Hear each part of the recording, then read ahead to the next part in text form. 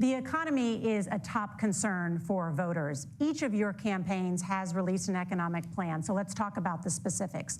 Governor Walz, Vice President Harris unveiled a plan that includes billions in tax credits for manufacturing, housing, and a renewed child tax credit. The Wharton School says your proposals will increase the nation's deficit by $1.2 trillion. How would you pay for that without ballooning the deficit? Governor, I'll give you 2 minutes. Yeah, thank you. And Kamala Harris and I do believe in the middle class because that's where we come from. We both grew up in that. We understand. So those of you out there listening tonight, you're hearing a lot of stuff back and forth, and it's good. It's healthy. That's what this is supposed to happen. You should be listening. How's this going to impact me? The bold forward plan that Kamala Harris put out there is talking about this housing issue. The one thing is there's 3 million new houses proposed under this plan with down payment assistance on the front end to get you in a house. A house is much more than just an asset to be traded somewhere. It's foundational to where you're at. And then making sure that the things you buy every day, whether they be prescription drugs or other things, that there's fairness in that. Look, the $35 insulin is a good thing, but it costs $5 to make insulin. They were charging $800 before this law went into effect. As far as the housing goes, I've seen it in Minnesota. 12% more houses in Minneapolis, prices went down on rent 4%. It's working. And then making sure tax cuts go to the middle class. $6,000 child tax credit, we have one in Minnesota, reduces childhood poverty by 1/3. We save money in the long run, and we do the right thing for families. And then getting businesses off the ground. The law as it stands right now is $5,000 tax credit for small business, increasing that to $50,000. Now, this is a philosophical difference between us. Donald Trump made a promise, and I'll give you this, he kept it. He took folks to Mar-a-Lago, he said, you're rich as hell, I'm gonna give you a tax cut. He gave the tax cuts that predominantly went to the top class. What happened there was an $8 trillion increase in the national debt, the largest ever. Now he's proposing a 20% consumption or sales tax on everything we bring in. Everyone agrees, including businesses, it would be destabilizing it, it would increase inflation and potentially lead to a recession. Look, this is simple for you. Where are we going? Kamala Harris has said to do the things she wants to do, we'll just ask the wealthiest to pay their fair share. When you do that, our system works best, more people are participating in it, and folks have the things that they need. Senator, I want to give you a moment to respond on that. But similarly, the Wharton School has done an analysis of the Trump plan and says it would increase the nation's deficit by $5.8 trillion. My question is the same for you. How do you pay for all that without ballooning the deficit? I'll give you 2 minutes. Well, first of all, you're going to hear a lot from Tim Walz this evening, and you just heard it in the answer, a lot of what Kamala Harris proposes to do. And some of it, I'll be honest with you, it even sounds pretty good. Here's what you won't hear, is that Kamala Harris has already done it.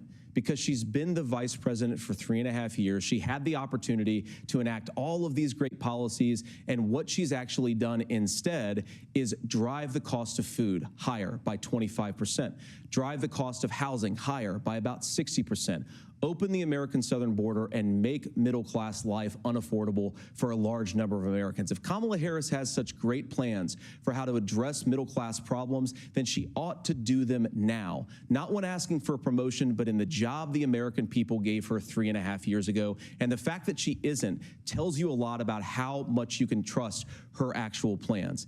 Now, Donald Trump's economic plan is not just a plan, but it's also a record. A lot of those same economists attack Donald Trump's plans, and they have PhDs, but they don't have common sense and they don't have wisdom, because Donald Trump's economic policies delivered the highest take-home pay in a generation in this country, 1.5% inflation, and to boot, peace and security all over the world. So when people say that Donald Trump's economic plan doesn't make sense, I say look at the record. He delivered rising take-home pay for American workers. Now, Tim admirably admits that they want to undo the Trump tax cuts. But if you look at what was so different about Donald Trump's tax cuts, even from previous Republican tax cut plans, is that a lot of those resources went to giving more take-home pay to middle-class and working-class Americans. It was passed in 2017, and you saw an American economic boom unlike we've seen in a generation in this country. That is a record that I'm proud to run on, and we're going to get back to that common sense wisdom so that you can afford to live the American dream again. I know a lot of you are struggling. I know a lot of you are worried about paying the bills. It's going to stop when Donald Trump brings back common sense to this country. Governor, do you want to respond to that? What has Kamala Harris done for the middle class? Yeah, well, Kamala Harris's day one was Donald Trump's failure on COVID that led to the collapse of our economy. We were already before COVID in a manufacturing recession, but 10 million people out of work, largest percentage since the Great Depression. 9 million jobs closed on that. That was day one. Whether it was the Infrastructure Act or other things we moved. Now, you made a question about experts, said this. I've made a note of this. Economists can't be trusted. Science can't be trusted. National security folks can't be trusted. Look, if you're going to be president, you don't have all the answers. Donald Trump believes he does. My pro tip of the day is this. If you need heart surgery, listen to the people at the Mayo Clinic in Rochester, Minnesota, not Donald Trump. And the same thing goes with this. And I ask you out there, teachers, nurses, truck drivers, or whatever, how is it fair that you're paying your taxes every year and Donald Trump hasn't paid any federal tax in the last 15 years, and the last year as president? That's what's wrong with the system. There's a way around it, and he's bragged about that. We're just asking for fairness in it, and that's all you want.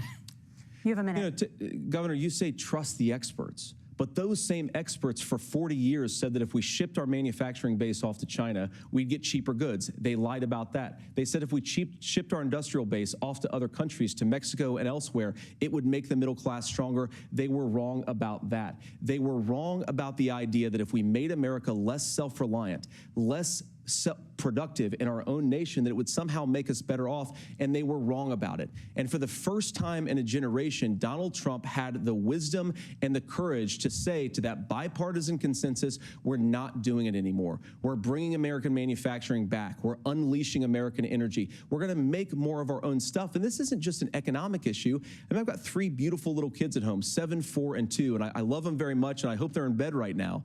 But look, so many of the drugs, the pharmaceuticals that we put in the bodies of our children are manufactured by nations that hate us. This has to stop, and we're not going to stop it by listening to experts. We're going to stop it by listening to common sense wisdom, which is what Donald Trump governed on. Senator, your time is up. Governor Walz, can you address that? I mean, voters say they trust Donald Trump on the economy more. Why? Well, if you're listening tonight and you want billionaires to get tax cuts, you heard what the numbers were.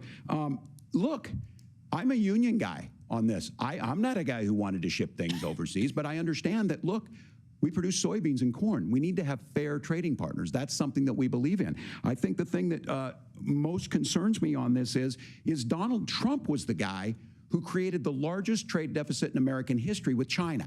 So the rhetoric is good. Much of what the senator said right there, I'm in agreement with him on this. I watched it happen too. I watched it to my communities, and we talked about that. But we had people undercutting the right to collectively bargain. We had right to work states made it more difficult. We had companies that were willing to ship it over, and we saw people profit. Folks that are venture capital in some cases, putting money into companies that were overseas. We're in agreement that we bring those home. The issue is Donald Trump is talking about it. Kamala Harris has a record, 250,000 more manufacturing jobs just out of the IRA. May I respond to that? Yes. So appreciate that. So if you notice, what Governor Walz just did is he said, first of all, Donald Trump has to listen to the experts. And then when he acknowledged that the experts screwed up, he said, well, Donald Trump didn't do nearly as good of a job as the statistics show that he did. So what Tim Walz is doing, and I honestly, Tim, I think you got a tough job here, because you've got to play whack-a-mole. You've got to pretend that Donald Trump didn't deliver rising take-home pay, which of course he did. You've got to pretend that Donald Trump didn't deliver lower inflation, which of course he did. And then you've simultaneously got to defend Kamala Harris's atrocious economic record, which has made gas, groceries, and housing unaffordable for American citizens. I was raised by a woman who would sometimes go into medical debt so that she could put food on the table in our household. I know what it's like to not be able to afford the things that you need to afford. We can do so much better. To all of you watching, we can get back to an America that's affordable again. We just got to get back to common sense economic principles. I hope we have a conversation on health care then. Senator, Governor. Please.